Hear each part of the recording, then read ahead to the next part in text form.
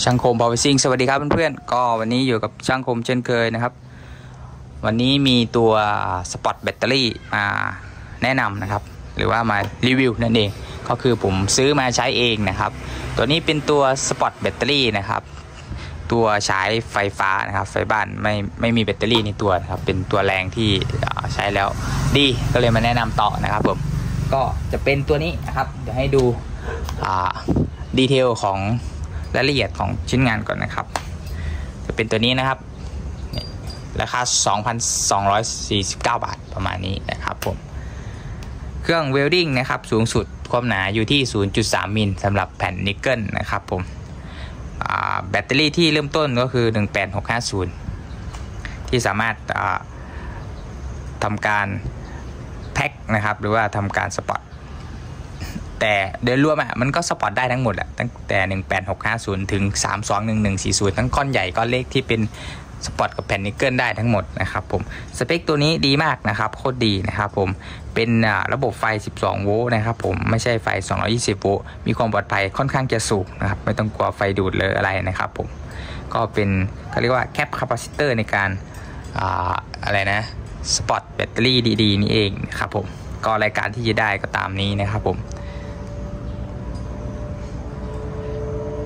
ในกล่องก็จะมีตัวเครื่องนะครับแล้วก็สายสปอตฟุตนะครับแล้วก็สายอะแดปเตอร์หัวเชื่อมตรงนี้นะครับ1คู่ฟรีนะครับแล้วก็ปลอกใส่ตัวนี้1คู่นะครับเดี๋ยวไปดูตัวงานกันนะครับผมเดี๋ยวค่อยมาอธิบายว่าการใช้งานทำยังไงบ้างนะครับนี่มาแล้วโอเคนะครับในส่วนของตัวเครื่องเนี่ยตัวนี้ผมได้มาเขาจะติดสกรีนยี่ห้อเป็นดูเคทหรือว่าเป็นตัวอ่านนั่นเองนะตัวอ่านหน้าจอนะครับตัวนี้เป็นหน้าจอ LED นะครับผมเนาะตัวนี้ก็เป็นปุ่มโหมดปุ่มปรับนะครับสามารถปรับต่างๆได้นะครับแล้วก็ตัวนี้เป็นตัวเชื่อมต่อสายนะครับเชื่อมต่อสายแล้วก็ตัวเชื่อมฟุตสวิตช์ครับมีขนาดเล็กกระทัดรัดสบายๆนะครับด้านหลังจะเป็นแบบนี้นะครับมีที่ต่อ power supply นะครับตัวอะแดปเตอร์นี่แล้วก็ปุ่ม on off นะครับ on off ปิดเปิดเครื่องนะครับบอดี้ดีน้ำหนักเบาพกพาไปไหนก็ได้ง่ายๆสบายๆพื้นที่ในการวางนี่ไม่ต้องใหญ่มากนะครับในส่วนของอะแดปเตอร์ที่มากับตัวเครื่องก็จะเป็นตัวนี้นะครับ AC/DC นะครับตัวหม้อแปลงไฟเอาพุทเป็น12โวลต์ 3.5 แอมป์นะครับไฟบ้านมาเป็นไฟ12ก่อนปลอดภัยนะครับผมแล้วก็ตัวสายสปอตให้มาใหญ่ๆยาวๆแบบนี้เลยทองแดงค่อนข้างจะหนาความหนาประมาณ10มิลนะครับไม่น่าจะถึงน่าจะประมาณ6มิล7มิลนี่แหละโอเคแต่ว่าถือว่าดีมากนะครับสายหน้าสายหลังแบบนี้ยาวประมาณ1ช่วงแขนพอดีผมตีให้ที่50เซนนะครับสายยาว50เซนตัวนี้สายตัวนี้ยาว50เซนนะครับแล้วก็ฟุตสวิตช์เอาไว้เหยียบนะครับติดตั้งด้านล่างแล้วก็เอาไว้เหยียบแบบนี้นะครับความยาว1เมตรสำหรับสายนะครับความยาว1เมตรสำหรับสายด้านล่างแบบนี้นะครับโอเคแล้วก็ในกล่องก็จะมีอะไรคู่มือการใช้งานแล้วก็ตัวสวมตัวนี้เอาไว้สวมปลอกทองแดงตรงนี้นะครับกันร้อนนั่นเองนี่กันร้อนแบบนี้นะครับไม่ละลายนะครับเพื่อนเพราะเขาออกแบบมาแล้วของที่ได้มาในกล่องก็นี่ครับแล้วก็ตัวนี้จะเป็นฐานลูกยาง4อันผมติดตั้งไปแล้วฐานลูกยาง4อันนะครับติดตั้งไปเรียบร้อยแล้ว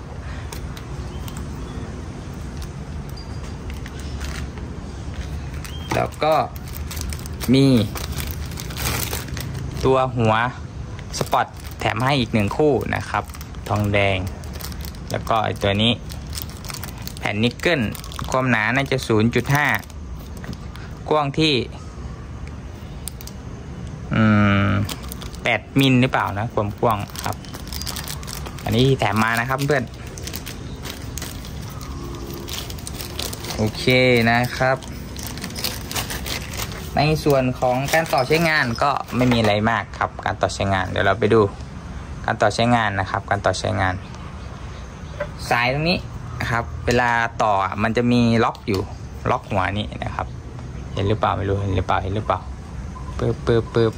โฟกัสก่อนโอเคล็อกหัวตรงนี้นะครับมันจะเป็นเกลียวอยู่นะครับ2 ฝั่งในตัวเครื่องเขาก็จะเป็นล็อกเกลียวเช่นกันอยู่ด้านบนนะครับเราก็เสียบตามล็อกเกลียวเขาเลยใช้ล็อกเกลียวเดี๋ยวล็อกไอตัวเบ้าหมุนแล้วก็หมุนขวาแบบนี้นะครับเสียบเข้าไปตรงๆแล้วก็หมุนขวาโอเคมันก็จะล็อกแน่นๆแบบนี้แบบนี้นะครับโอเคในส่วนใครต้องการใช้งานโหมดแบบฟุตสตาร์ทฟุตสวิตช์เนี่ยก็เสียบเข้าตรงนี้เลยนะครับเสียบเข้าตรงนี้นะครับมันก็จะเหยียบตรงนี้เหยียบตรงนี้ก็จะทำการสปอตนะครับส่วนสายอะแดปเตอร์เนี่ย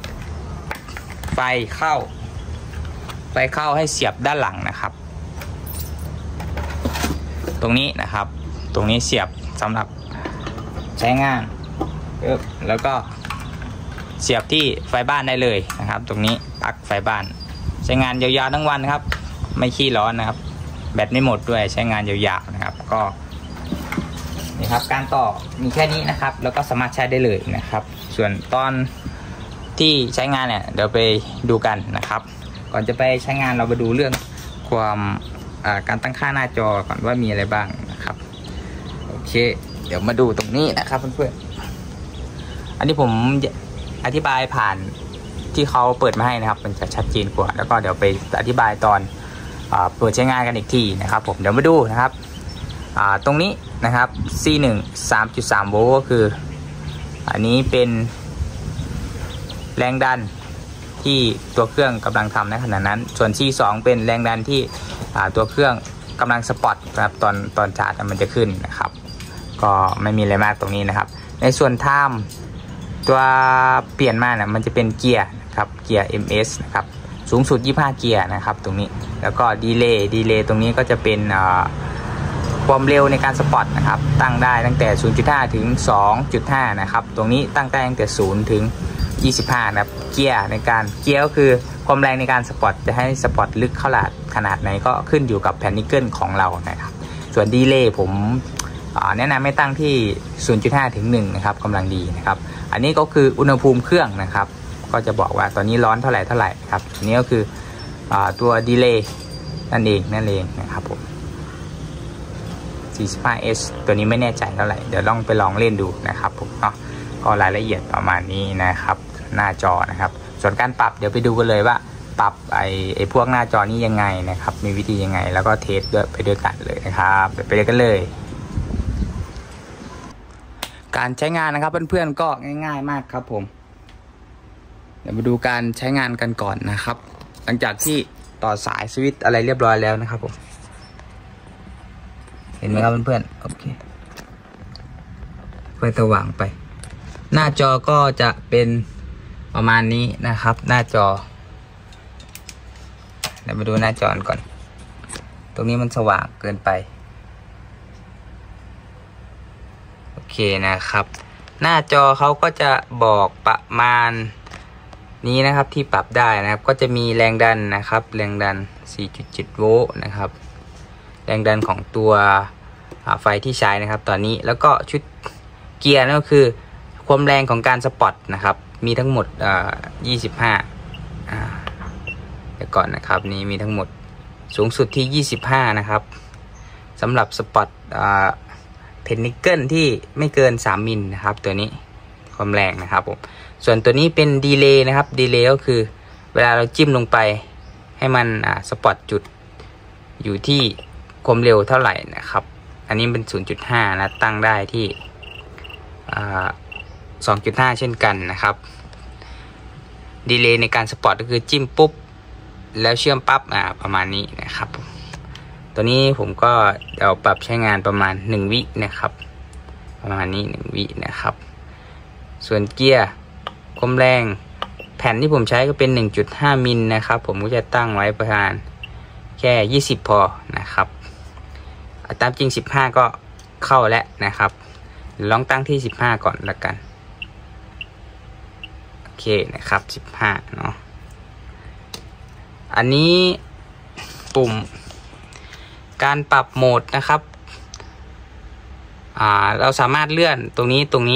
นะครับตรงนี้ก็คือกดค้างไว้1ครั้งนะครับมันก็จะกระพริบปรับค้างอีกโอเคมันก็จะเลื่อนมาตรงนี้ถ้ากระพริบก็คือหมุนปรับได้เลยนะครับอยู่โหมดไหนนะครับกดไปอีกครั้งหนึ่งก็จะโหมดตรงนี้ AT กับ MT ก็คือเจ้าตัวนี้นะครับฟุตสวิตช์นะครับหมายถึงเราจะใช้สวิตช์คันนี้โดยเอาเท้าเหยียบนะครับก็ได้นะครับมันก็จะเลือกโหมดตรงนี้เป็นMT นะครับโหมดแมนนวลนะครับแต่ถ้าตรงนี้เป็นโหมด AT ก็คือเราไม่ต้องต่อเจ้าตัวฟุตสวิตช์ตัวนี้ก็คือใช้งานแบบออโต้นะครับตรงนี้ก็ไม่ต้องต่อนะครับเนาะโอเคนะครับบ้านนี้ในส่วนของการสปอตเดี๋ยวเรามาดูกันนะครับเดี๋ยวสปอตให้ชมกันนะครับว่าตอนสปอตมันง่ายไหมแล้วก็งานออกมาดีไหมนะครับเดี๋ยวขออนุญาตเปิดไฟนะครับเพราะอยู่ในที่อันนี้เนี่ยตอนนี้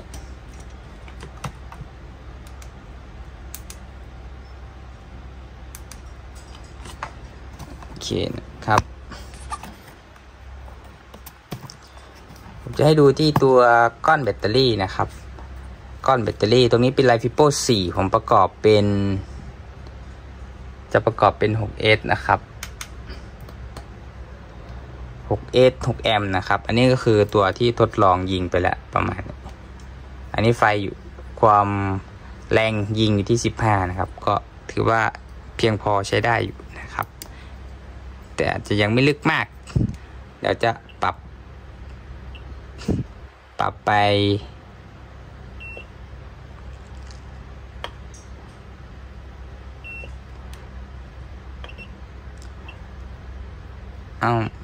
นะครับปรับไป20ดูนะครับ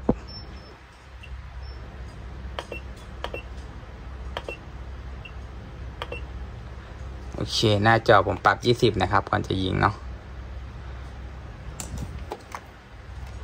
ดีเลย์อยู่ที่1 วินะครับตอนนี้ดูหน้าจอ20นะครับแล้วก็ดีเลย์1 วินะครับพื้นที่เดี๋ยวผมจะให้ดูตรงตอนสปอตนะครับเนาะมันอาจจะอันนี้นิดหน่อยนะครับพื้นที่โอเคนะครับแผ่นนิกเกิลนะครับความหนา1 มิลนะตัวนี้ความหนา1 มิลนะครับตัวนี้เป็นโหมดออโต้นะเพื่อนๆโหมดออโต้นะครับก็คือจิ้มแล้วก็ติดเลยดีเลย์1 วินะครับเดี๋ยวไปเทสกันใช้งานง่ายครับใช้งานง่ายๆก็จำลงไปเลย1 วิความแรงที่20ถือว่าแรงนะครับ1 วิ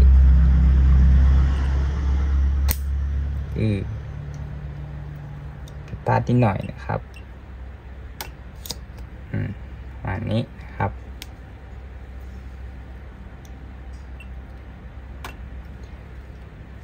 ใครที่ชอบแบบเร็วๆกว่านี้ก็ใช้ 0.5 นะครับดีเลย์อันนี้ผมความแม่นยำโอเคนะครับแค่นี้ก็จบแล้วครับในการสปอตเดี๋ยวมาดูพื้นผิวของเขานะครับพื้นผิวนี่นะครับลงลึกนะครับ20จะเห็นว่า20เนี่ยจะลงลึกกว่าฝั่งนี้เป็น15นะครับก็รอยจางๆหน่อยนะครับรอยจางๆหน่อยแต่ก็ยึดติดได้อยู่นะครับยึดติดได้เนาะในส่วนนี้จะเป็น20นะครับเกณฑ์20เกียร์นะครับ20นี้ก็คือว่าแรงมากแล้วนะครับกดลงไปลึกเลยถ้าเป็นความหนา 1.0 ถึง 1.5 เนี่ยผมแนะนำให้ใช้ที่ 20 นะครับโอเคนะครับเดี๋ยวผมจะประกอบตัวนี้สปอตให้จบไปเลยนะครับเดี๋ยวสปอตให้จบไปเลย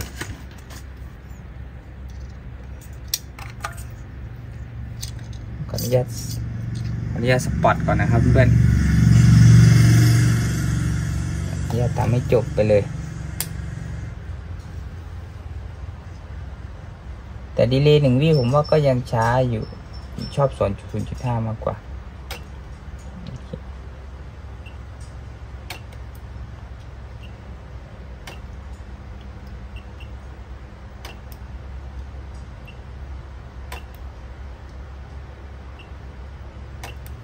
โอเค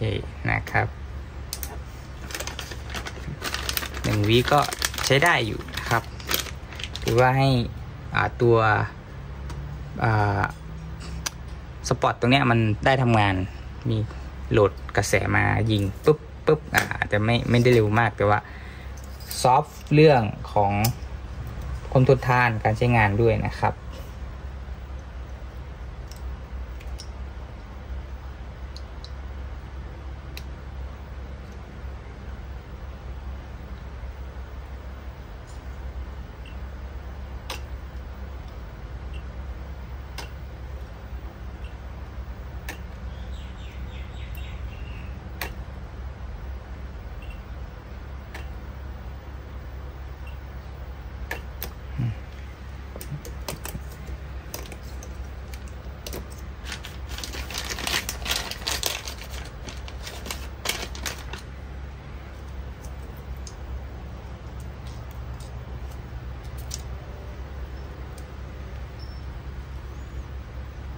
ตรงนี้ก็มีความร้อนสะสมนะครับก็แนะนำให้หาท่อหูดมาหุ้มเนาะเวลาเราใช้งานจะได้แบบไม่ร้อนมากหรือไม่ก็ใส่ถุงมือกันร้อนด้วยนะครับเพื่อนๆตรงนี้มันเป็นทองแดงนะครับ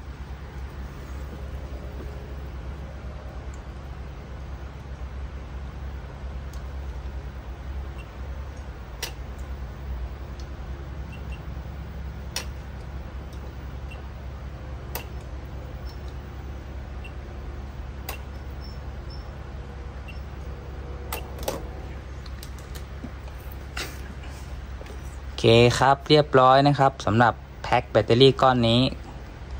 ก็ง่ายๆแบบนี้เลยนะครับเพื่อนๆทำง่ายไหมล่ะครับแล้วก็ใส่แผ่นนิกเกิลตรงนี้ก็ต่อ BMS ก็สามารถที่จะใช้งานได้เลยนะครับเครื่องตัวนี้สามารถที่จะแพ็คแบตตั้งแต่ก้อนเล็ก1865ขึ้นไปนะครับจนถึงก้อนใหญ่21140ก็คือได้ทุกขนาดแหละเพราะว่าหัวเขามีขนาด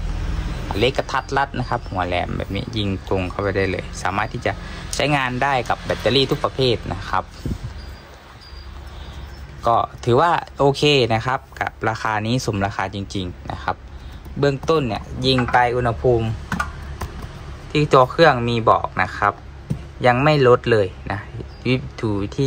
ยังไม่เพิ่มเลยอยู่ที่24นะครับ24โวลต์24องศานะครับก็เครื่องเท่าที่สัมผัสดูก็มีอุ่นๆเล็กน้อยนะครับอุ่นๆเล็กน้อยแค่นั้นเองนะครับก็ดีมากนะครับผมว่าดีมากถ้าเพื่อนๆสนใจเจ้าเครื่องตัวนี้นะผมทิ้งลิงก์ในการสั่งซื้อสำหรับออนไลน์นะครับที่ผมไม่มีขายนะครับแต่ผมสั่งออนไลน์เหมือนกันผมมาแนะนำต่อเพราะว่าใช้ดีนะครับให้เพื่อนๆที่ลิงก์ใต้วิดีโอนะครับผมก็ถ้าคลิปนี้มีประโยชน์นะครับก็ฝากกดไลค์กดแชร์กดติดตามช่องช่างคม Power Sing นะครับทุกเรื่องครบเครื่องเสียงนะครับช่างคม Power Sing นะครับก็วันนี้ก็น่าจะลาเพื่อนๆไปก่อนประมาณนี้นะครับวันนี้ก็ลากันไปก่อนขอบคุณมากครับ